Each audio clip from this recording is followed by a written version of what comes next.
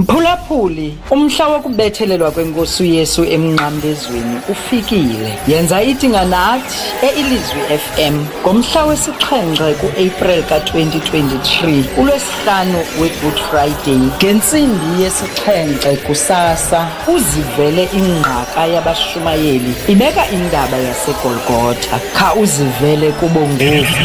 Kwakungekho cebo limbi lokuhlawula ityala, kwakungekho ndlela yimbi yokususa ikhala, lalivaliwe isango, kungekho sitshixo, kwakungekho nonebango elinobunzulu bokuvula amasango, kodwa yayinguye onebango elinobunzulu bokuvula amasango ukuze silingene. Ayingamazi nje zithe zininguqulelo into yokuqala wayenzayo sesuka eGolgotha ejongene neGolgotha umthandazo othi bawo baqolele ngoba abayazi into abayenzayo.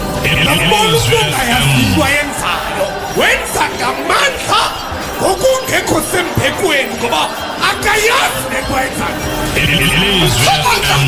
Kangangokuba fikelela enhliziyweni nesisiyange ngenesicelo inene ndithi kuwe namhlanje uyakuba nam eparadisi. Maria uhlabulaleka kwakunye nonyana wakhe onguYesu. Yathi yaleli xesha uYesu ethinga emnqamlezweni njengonina wasecangonyana Ilizwi FM. nango unyana nango unyoka. Ilizwi FM. Kodwa bathi kulo silence leyo, that moment of darkness, uKristu wathanduluka esithi, my God, why have you forsaken me?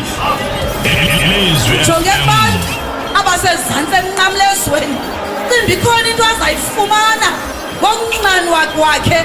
Ithi iBhayibhile ngexesha uLizwi wayeyinyama wahlala phakathi kwethu. Ilizwi Ngale FM. mini uSirayeli aphume yiphupha bekhona ingcinga yoba umsebenzi wosindiso ugqityiwe. Masuka wakhwaza ngezwi elikhulu,